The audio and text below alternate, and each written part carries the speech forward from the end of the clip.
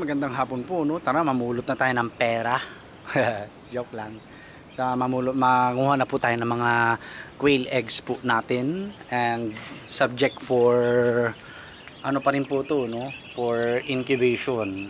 Dahil ilang araw na lang may mapipisa na naman sa ating incubator. Tingnan nyo naman yan, ang gaganda.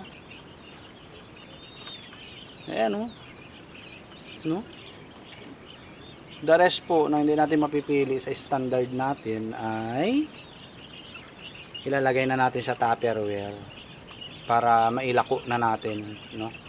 Ayan, no? Money. Ito lang kinaganda po ng pugo. Araw-araw kang bibigyan ng pera, boy, no? Oh. Tapos plus nagpaparami pa tayo. Ayan, no?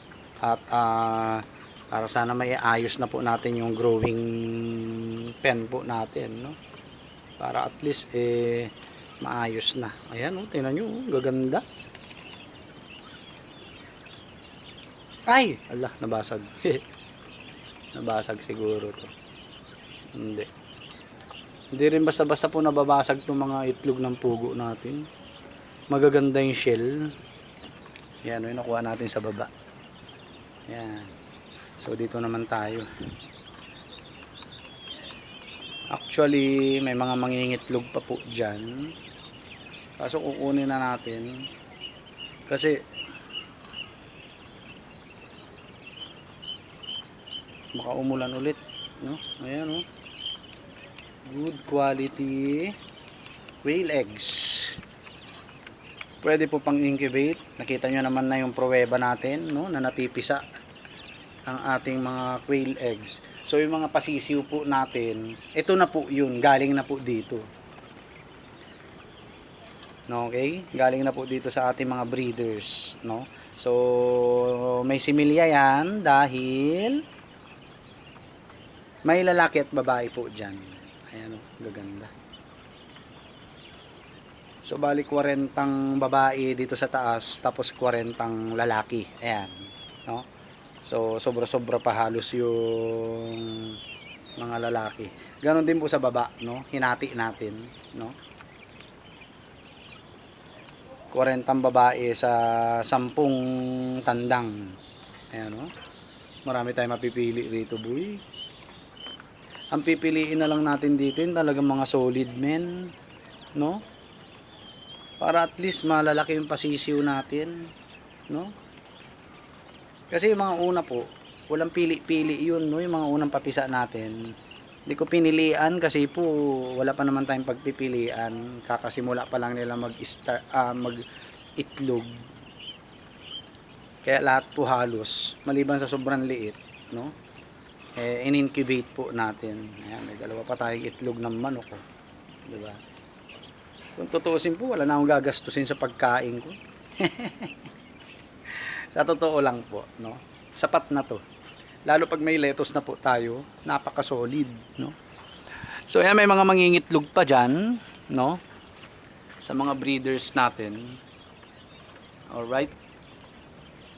At mamaya na lang natin kukunin, hindi na natin bibidyuhan po, no? Yung mga major egg collection na lang po natin ang bibidyuhan po natin, no? So, ayan, no? Oh, ha? So, ang ganda po nitong kita nito. Kaya sabihin natin na kung magkano ang itlog, 50 pieces, 100 pieces, either table egg siya or fertile eggs, kahit na hindi ganun kamahal sa itlog ng manok or sa manok mismo, kaipon-ipon po ako, no?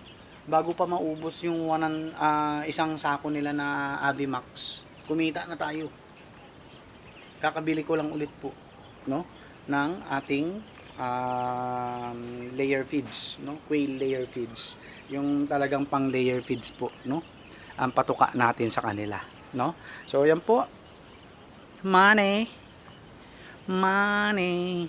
So pera na naman po to, no? Ito yung kinaganda. Kaysa naman umaasa po tayo sa 15-30, no? Lalo ako sagad ako sa loan, 6,000 na lang sa isang buwan sa sinasahod ko. Tas aasa lang ako doon, wala talaga mangyayari. Hindi ka pa nagsasahod, negative na. Negative na po. Maniwala po kayo. Unlike ito, ayan oh. Bigay sila ng bigay ng itlog, bigay sila ng bigay ng pera, no? Araw-araw po 'yan. Plus nagpaparami pa tayo, kaya na nating suportahan yung mga pasisiw natin, no? Kakatuwa, nakakatuwa. Ayan, no? So, mamaya po samahan niyo po ako na mag-sort ng itlog, no? Mamimili po tayo diyan, to bigay na natin kay mama. Mamimili po tayo dyan ng for incubation natin. So, pangalawang araw na po ng ating egg collection. Ma! Ah, Ay, Patrick, ayusin na ito. Kailangan natin ng 15. anong 15? Mil, Anong ayusin? laklang. Yung? Sa laklang nito para maayos ng titulo. Wala, alanganin tayo. Subukin ko ito sa akin si Titang Gina. Lot plan. So, ibang usapan na po muna yun, no? Ayaw ko muna pag-usapan yan. Kasi ayaw naman nila eh. So, yan po. Samahan niyo po ako ng mag-sort po tayo ng quail egg natin mamayang gabi, no? Mamayang gabi na. Para at least, meron naman po tayong tawag rito. Content para mamaya, no? Ayan. Tapos, papakita na rin po natin yung